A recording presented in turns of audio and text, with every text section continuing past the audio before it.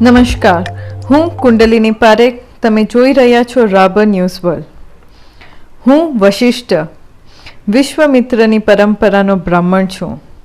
કોઈને આશ્રિત નહીં થાવ, થઈશ તો માત્ર પ્રભુનો. સ્વમાન અને તત્વ શાંતિ ભરેલા આ શબ્દો સ્વાધ્યાય પ્રવૃત્તિના સ્થાપક પાંડુરંગ શાસ્ત્રીજીના છે. જૈનમો આજે 100મો જન્મદિવસ છે. કરોડો સ્વાધ્યાય પરિવારના અનુયાયી મનુષ્ય ગૌરવ દિન તરીકે મનાવી રહ્યા છે. આધ્યાત્મિક ક્રાંતિના પ્રણેતા પાંડુરંગ શાસ્ત્રીજીનો જન્મ 19મી ઓક્ટોબર 1920ના રોજ મહારાષ્ટ્રના રોહા ગામમાં થયો હતો. દાદાના હુલામણા નામે જાણીતા પાંડુરંગ આઠવડે બાળપણથી જ ભણવામાં હોશિયાર સાથે વાંચવાનો શોખને કારણે મુંબઈની જગપ્રસિદ્ધ એશિયાટિક લાઇબ્રેરીમાંથી વિશ્વભરના ફિલોસોફર, આધ્યાત્મિક નેતાઓ, સામાજિક ક્રાંતિકારીઓ, ધર્મ સુધારકો સાથે વિવિધ ધર્મના પુસ્તકો વાંચતા. 1954માં શાસ્ત્રીજીએ સ્વાધ્યાય પરિવારની સ્થાપના કરી. ભગવદ્ ગીતા પર આધારિત સ્વ અધ્યયન પ્રક્રિયા એટલે જ સ્વાધ્યાય. ઈશ્વર હદયસ્ત છે અને દરેક મનુષ્યમાં વસે છે એવી સીધી સાદી સમજ સાથે આરંભાયેલી દાદાની સ્વાધ્યાય પ્રવૃત્તિ આજે વિશાળ વટવૃક્ષ બની રહી છે. દેશ વિદેશમાં ફેલાયેલા કરોડો સ્વાધ્યાય પરિવારના ભક્તો માટે આસ્થાના પ્રતીક સમા પાંડુરંગ આઠવલેજીનો આજે 100મો જન્મદિવસ છે. દાદાના વૈદિક આદર્શોની વિભાવનાઓ અને ભગવદ્ ગીતા પરના વિચારો એ વિશ્વભરના મહાપુરુષોને પ્રભાવિત કર્યા.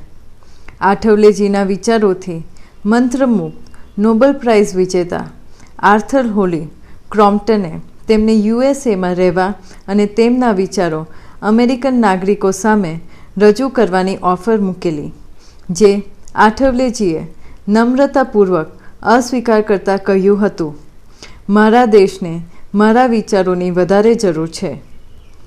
જાતિ, સામાજિક, આર્થિક અવરવો અને ધાર્મિક મતભેદોને વટાવી આઠવલેજીએ વ્યક્તિગત રીતે પગપાળા કે સાયકલ પ્રવાસ કરી દેશના હજારો ગામોની મુલાકાત કરી તેમના વિચારો લોકો સમક્ષ રજૂ કર્યા. આઠવલેજીએ સામૂહિક દેવી બંધુભાવ, સહકારી ખેતી, વ્યસન મુક્તિ, વૃક્ષરોપણ જેવી અનેક પ્રવૃત્તિ સાથે જીવન પર્યત કામ કર્યા હતા.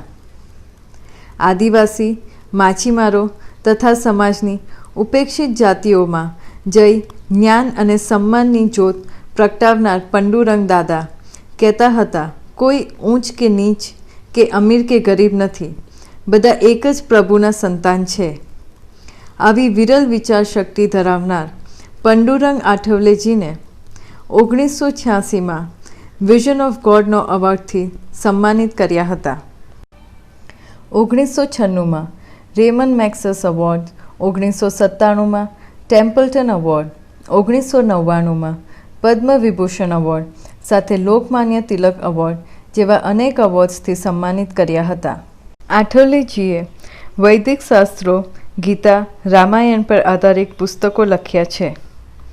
સ્વાધ્યાય પ્રવૃત્તિના પ્રણેતા પાંડુરંગ આઠવલેજીએ 25મી ઓક્ટોબર 2003ના રોજ દેહ છોડીને પ્રભુમાં વિલીન થયા, પરંતુ તેમના દ્વારા સ્થાપિત સ્વાધ્યાય પરંપરા આજે કરોડો લોકોને જીવન જીવવાનો રાહ બતાવી રહી છે.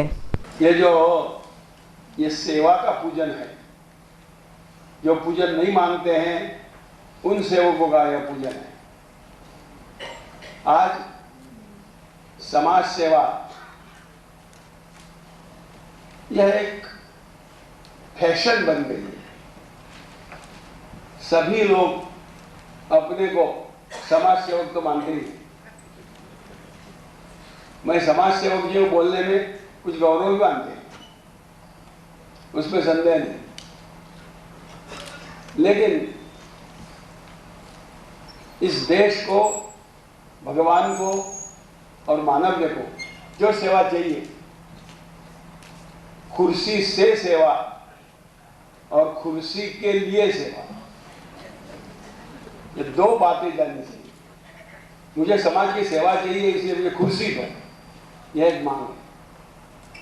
मुझे समाज की सेवा करनी कुर्सी से ही करनी है, कुर्सी दो।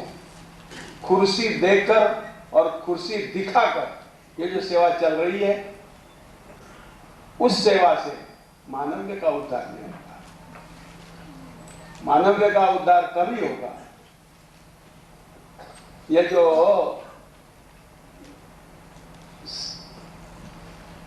कुर्सी के सत्ता के लिए सेवा, सत्ता मूलक सेवा और सत्ता से सेवा।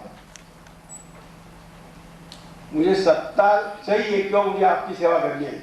सेवा करने के लिए सत्ता नहीं चाहिए, प्यार चाहिए, कंस्ट्रक्टिव वर्क करने के लिए। ये इन लोगों ने सभी ने दिखाया है। मुझे सत्ता चाहिए, क्यों? मुझे सेवा करनी है। सत्ता से सेवा, और सत्ता होगी तभी सेवा। यह जब तक चलेगा तब तक कंस्ट्रक्टिव वर्क नहीं होगा। सत्ता मूलक सेवा दूसरी बात आती है। मुझे कुछ कमेटी में लो, फिर मैं काम करूंगा। मुझे सेक्रेटरी बना दो, फिर मुझे काम करूंगा। यह भूमिका जब तक है तब तक मानव का सेवा से भी उद्धार नहीं होगा। इसलिए सेवा, सत्ता से सेवा, सत्ता मूलक सेवा और सत्ता के लिए सेवा। मुझे अगले चुनाव में खड़ा रहना है, इसलिए सेवा तो करनी पड़ेगी। मुझे तो कुआं बनाना पड़ेगा, पानी देना पड़ेगा। ये जब तक चलता है, फायदा, नफा और फ्रूट्स जो नहीं होंगे तो काम न करने वाले इस जगत में मुझे क्या मिलेगा? यह एक प्रश्न सभी के दिमाग में है। आज इधर बहुत man power, powerful man power है, लेकिन मैं क्यों करूं? यही प्रश्न उनको परेशान करता है। आज हजारों लोगों ने व्यसन मुक्ति किया, व्यसन मुक्ति का उपदेश नहीं किया, व्याख्यान नहीं किया। लाखों लोगों ने व्यसन छोड़ दिया। क्यों? तेरे साथ भगवान, वो तुझे सुलाता है, उठाता है। ये कहने के बाद इसलिए सेवा के पीछे एक भक्ति का आकर्षण होना चाहिए। और भक्ति यह रिचुअलिस्टिक भक्ति नहीं, रीजन बेस्ड भक्ति। यह जो होगी तो जरूर इंसान बदल सकता है। और इंसान का काम करने के लिए व्यक्ति खुद कर जा सकता है। मुझे इतना ही कहना है प्रबुद्ध लोगों के सामने। मुझे अभी वंदन किया, वंदन करने के बाद उपदेश करना नहीं होता है, मांगना होता है। इसलिए सभी के पास मैं मांगता हूं कि यह जो दृष्टि ले लेंगे तभी सभी प्रॉब्लम सॉल्व हो जाएंगे, नहीं तो नहीं होंगे। आपने આ વિડીયો કેવી લાગી? લાઈક કરો, શેર કરો, સબસ્ક્રાઇબ કરો।